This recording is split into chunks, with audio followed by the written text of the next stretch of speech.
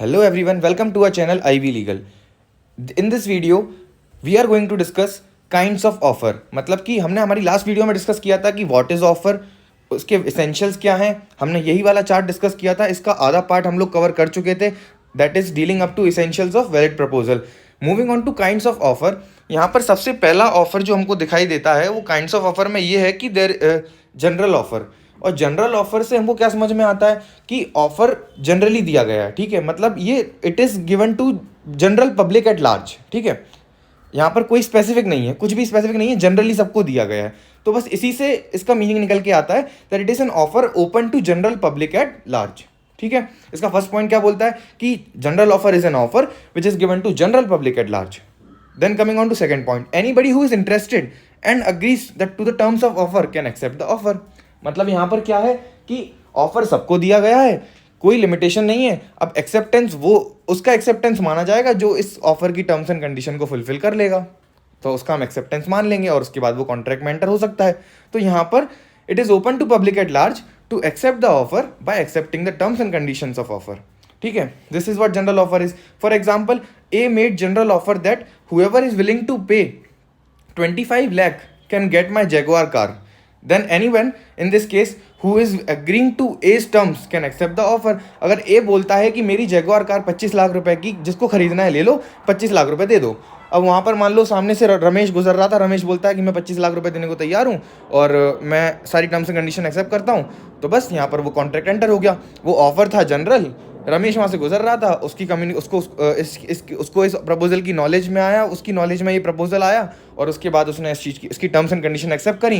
तो यहाँ पर वो कॉन्ट्रैक्ट बन गया, ऑफर एक्सेप्टेंस हो गया. ये है जनरल ऑफर. इसका बहुत फेमस केस है, इसी के अंदर हमको डिस्कस करना है, Carlill versus carbolic smoke ball company. ठीक है, इसमें जनरल ऑफर डिस्कस किया गया है. तो यहाँ पर फैक्ट्स ये हैं इस केस के कि company made an advertisement in which company stated that reward will be given to those persons who even after consuming medicine of smoke ball company for influenza contracts disease of influenza.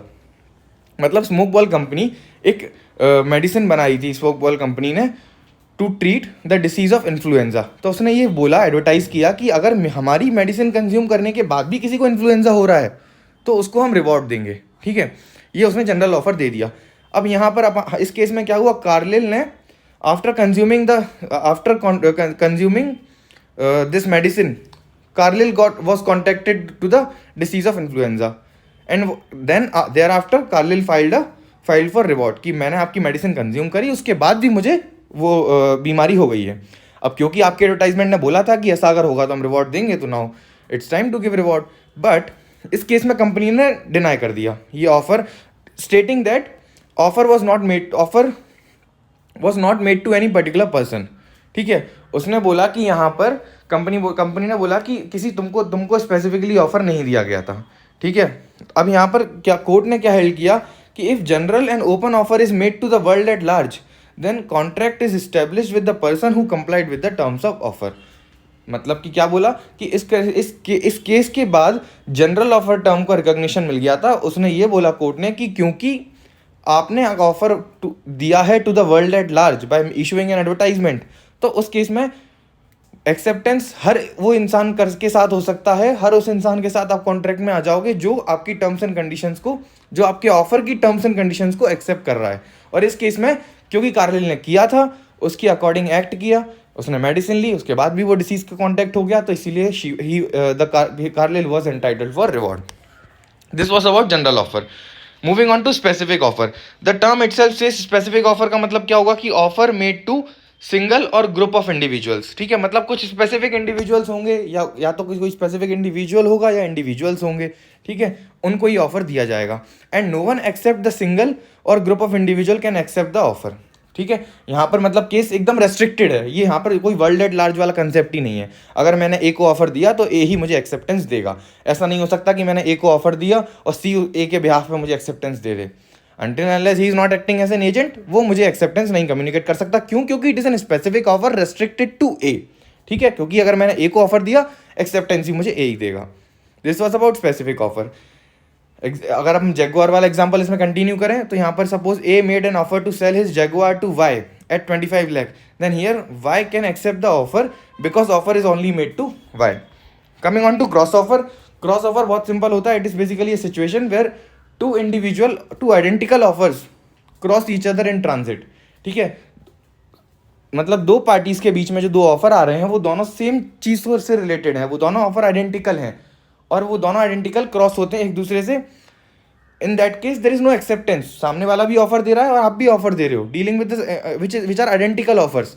तो उस case में क्योंकि acceptance नहीं है, अभी सिर्फ offer cross हुए हैं, तो उसमें कॉन्ट्रैक्ट नहीं बनता है. Coming on to counter offer. Counter offer simple है. ओरिजिनल ऑफर जो दिया आपने, अगर उस ऑफर को रिजेक्ट कर दिया जाता है तो as a bargain different offer is furthered. ठीक है, मतलब जैसे कि अगर ए ने बोला कि आप 25 लाख रुपए में मेरी कार खरीदेंगे, स्पेसिफिक ऑफर दिया, तो सामने वाली पार्टी बोलती है, ए ने वाई को ऑफर दिया तो वाई बोलता है कि मैं 25 लाख में नहीं, मैं 20 लाख में खरीद सकता हूँ. तो यहाँ पर 20 लाख का ऑफर दे दिया वाई ने, तो वो जो 20 लाख का ऑफर दिया है दैट इज काउंटर ऑफर. और जो 25 लाख का ऑफर था by A was a original offer. ठीक है, ए ने दिया 25 लाख का ओरिजिनल ऑफर, वाई ने दिया 20 लाख का काउंटर ऑफर. तो this is basically use in the cases of bargaining. ठीक है, so this was all about counter offer. अब हम बात करेंगे अलग एक और इसके अलावा एक और डिफरेंट टाइप ऑफ कॉन्ट्रैक्ट की, जो है invitation to offer. Invitation to offer is really very important. इस केस इन्विटेशन टू ऑफर को सबसे पहले समझने के लिए आपको ये बहुत ज़रूरी है जानना कि there is a difference between invitation to offer and offer. ठीक है, ऑफर मतलब क्या होता है अभी हमने समझ लिया, proposal as defined under section 2. ठीक है, अब यहाँ इन्विटेशन टू ऑफर का मतलब क्या है. इन्विटेशन टू ऑफर का मतलब ये है कि हम इन्वाइट कर रहे हैं कुछ पार्टीज़ को कि वो आएँ और वो ऑफर दें. समझे, इसको ऑफर से कंफ्यूज बिल्कुल मत करना. ऑफर मतलब है कि हम जो हमने डेफिनेशन में पढ़ा कि signifies is willingness to do or abstain from doing with a view to obtain assent. और ये है invitation to do the same thing, invitation to make an offer. तो invitation to offer is merely an offer to negotiate or to receive offers. ठीक है, ये invite करता है कि आओ ऑफर्स दो और उसके बाद हम एक्सेप्ट करेंगे. तो अब इसको हम एग्जांपल से समझ लेते हैं. दो केस लॉज हैं हमारे पास, दोनों इंपॉर्टेंट है. पहले डिस्कस करेंगे pharmaceutical company of great Britain versus boots cash chemist limited. ठीक है, इस केस में क्या हुआ कि एक मेडिकल स्टोर थी. प्लेंटिफ गया, उसने मेडिसिन उठाई वहाँ से. ठीक है, उसने मेडिसिन उठाई, मतलब उसने जो वहाँ पर मॉल था या जो भी डिस्प्ले में मेडिसिन लगी हुई थी, उस डिस्प्ले से उसने मेडिसिन उठा के और वो ड्रग स्टोर से उठा के और उसने काउंटर पे ले गया. तो वहाँ पर केमिस्ट ने मना कर दिया देने से. केमिस्ट ने डिनाई कर दिया stating that the drug is not for sale. अब यहाँ पर प्लेंटिफ आर्ग्यू करता है कि क्योंकि आपने डिस्प्ले में लगाया है, मतलब आपने ऑफर तो दिया है और हमने उठा लिया इसको और काउंटर पे ले आया, मतलब हमने एक्सेप्ट किया है कि हम इसको खरीदेंगे, हमने एक्सेप्ट कर लिया, मतलब कॉन्ट्रैक्ट एंटर हो गया. ऐसा प्लेंटिफ का मानना है. ठीक है, लेकिन कोर्ट ने ये हेल्ड किया कि जो डिस्प्ले ऑफ ड्रग्स है यहाँ पे, that is not offer, that is invitation to offer. और उसके बाद आप जब उठा के प्लेंटिफ यहाँ पर जब उठा के उसको काउंटर पे ले जाता है, that is what he is making, then at that point of time he is making an offer. Seller जो केमिस्ट था उसने इनवाइट किया कि आप ऑफर दो, ये गया बायर, उसने ड्रग उठाया वहाँ से काउंटर पे ले गया, वहाँ पर जाके उसने ऑफर दिया और उस ऑफर के बाद अब जो सेलर है, जो केमिस्ट है, उसके पास अथॉरिटी है कि वो या तो एक्सेप्ट कर सकता है या डिनाई कर सकता है.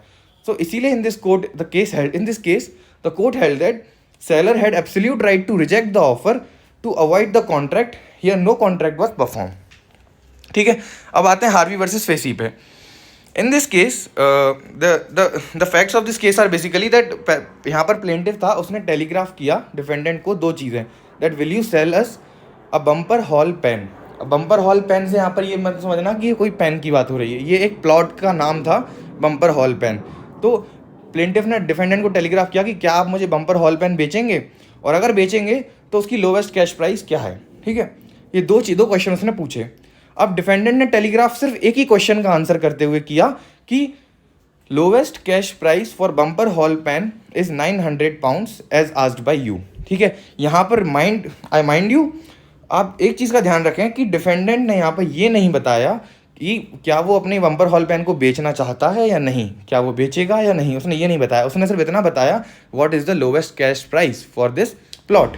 अब क्योंकि बस यहाँ पे उसने एक ही क्वेश्चन का आंसर किया है, that means he is not accepting the second part, he is not accepting to sell it, ठीक है। अब यहाँ पर डिफेंडेंट हाउएवर रिफ्यू, अब लेटर ऑन क्या हुआ कि प्लेंटिव ने, क्योंकि उसको लोवेस्ट कैश प्राइस मिला तो प्लेंटिव ने सोचा दिस इज इम्प्लाइड एक्सेप्टेंस, और उसने उसके बाद केस फाइल कर दिया अगेंस्ट डिफेंडेंट स्टेटिंग दैट कि defendant has refuted to sell the plot to plaintiff at that price and plaintiff argued that defendant by quoting minimum price has made an offer, ठीक है। यहाँ पर plaintiff ने argue किया that defendant ने जब उसने मिनिमम कोट प्राइस, अपनी मिनिमम प्राइस कोट करी 900 पाउंड्स की, that means he has made an offer, और क्योंकि उसने अब ऑफर किया है, ऑफर तो मैं अब एक्सेप्ट कर लूँगा। बट यहाँ पर उसने ऑफर नहीं दिया था, उसने सिर्फ इन्फॉर्मेशन दी थी। जो एक्चुअल में उसको ऑफर देना था वो होता तब जब वो यस बोल देता कि हाँ I am willing to sell it. उसके बाद अगर ये बोलता कि मैं I am willing to sell it, तो फिर प्लेंटिव अपना एक्सेप्टेंस दे सकता था। बट क्योंकि इसने उस क्वेश्चन का आंसर ही नहीं किया तो देयर वाज नो ऑफर। तो यहाँ पर in this case court held that defendant reserved his answer as to willingness to sell and thus defendant has made no offer. Defendant ने क्योंकि यहाँ पर अपना आंसर रिजर्व किया था, उसने किसी को बताया नहीं, उसने उस क्वेश्चन का आंसर ही नहीं किया, that means defendant has made no offer and if there is no offer there can be no acceptance. So plaintiff's last telegram was an offer to buy but that was never accepted by defendant and since it was never accepted by defendant, so defendant did not make any offer and since defendant did not make any offer, it will never be accepted because he did not answer the question relating to selling of bumper hall pen. He only answered the question relating to the lowest cash price. Coming on to sixth and the last kind of offer, that is tender. Tender is basically an offer. It's filled in response to invitation to offer. Invitation to offer में हम जो भी जो response देते हैं, invitation to offer का response होता है उसको बोला जाता है टेंडर, ठीक है। It is also a kind of offer, ठीक है। अब यहाँ पर there are two types of tender basically, specific और डेफिनेट टेंडर और स्टैंडिंग टेंडर। स्पेसिफिक और डेफिनेट टेंडर से यहाँ पर क्या मतलब है, it is basically when there is invitation to supply a definite quantity of merchandise और मटेरियल। मतलब कि इन्विटेशन होता है, सामने वाली पार्टी को इन्वाइट करते हैं कि क्या आप इतनी क्वांटिटी, मान लो for example 100 quintals of sugar, तो इनवाइट किया जाता है सेलर को कि क्या आप 100 क्विंटल्स ऑफ शुगर डिलीवर कर पाएंगे। अगर हम इनवाइट कर रहे हैं, वो ऑफ़र देगा, फिर वो ऑफ़र देगा कि हाँ हम 100 क्विंटल्स ऑफ शुगर इतने रुपए में डिलीवर कर सकते हैं, और उसके बाद फिर हम लोग एक्सेप्ट करेंगे कि हमको चाहिए कि नहीं चाहिए। तो दिस इज़ स्पेसिफिक टेंडर। हमने यहाँ पे स्पेसिफाई कर दिया कितनी क्वांटिटी चाहिए, कब चाहिए, कहाँ चाहिए, ठीक है। तो this is dealing with specific tender.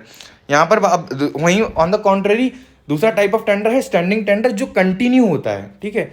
यहाँ पर क्या होता है ना कि सपोज मैंने इनवाइट किया कि आप मुझे क्या आप मुझे शुगर डिलीवर करेंगे, मुझे 100 क्विंटल्स अभी चाहिए, फिर अगले मंथ मुझे 50 क्विंटल चाहिए, ऐसे करके मुझे मेरी अलग अलग डिमांड रहेगी और आगे तक 1 साल तक का कॉन्ट्रैक्ट मुझे आपके साथ एंटर करना है, ठीक है। तो इस केस में this tender keeps on in this standing tender the acceptance is carried over a period of time. इस मंथ मैंने उससे 100 क्विंटल शुगर मांगी तो मैंने एक्सेप्टेंस 100 क्विंटल का किया। अगले मंथ जब मैं 50 क्विंटल मांगूंगा तो मैं उसके लिए एक्सेप्टेंस दूंगा। ऐसे करते करते जितनी क्वांटिटी में जितना ऑफर, मतलब जितना इन्विटेशन टू ऑफर मैं उसके सामने कोट करूंगा, जितनी अमाउंट का ऑफर प्रपोज होगा उतने अमाउंट का एक्सेप्टेंस होगा। तो under this separate acceptance is made every time an order is placed by offeree, ठीक है। तो जब ऑफरी ऑर्डर प्लेस करेगा कि अब मुझे इतना अमाउंट चाहिए, तो वो बोलेगा कि इतना अमाउंट इतने में मिल जाएगा। तो जैसे ही जब वो ऑर्डर प्लेस करेगा तब एक्सेप्टेंस आएगा, ठीक है। In each instance a new contract is form. तो स्टैंडिंग टेंडर के केस में क्या होता है, there is a process, it keeps on going. यहाँ पर कंटिन्यूड एक्सेप्टेंस आता जाता है और every time there is a delivery, there is a separate acceptance. Every time an order is placed there is a separate acceptance. अगर मैं seller से 50 quintal मंगाता हूँ तो उस चीज़ का एक्सेप्टेंस अलग होगा, अगली बार जो मैं 100 क्विंटल मंगाऊंगा उस चीज़ का एक्सेप्टेंस अलग होगा। तो in this standing tender the acceptance keeps on going over a period of time till the time the standing offer is been valid, और स्पेसिफिक में स्पेसिफिक डेट तक रहता है। This was all about kinds of offer. अगर आपको video पसंद आई और आपने यहाँ तक देखा है पूरी वीडियो को और आपको अच्छी लगी है, then do subscribe my channel and hit the bell icon for regular updates. If you guys have any doubts you can ask the same in the comment box. Goodbye, thank you.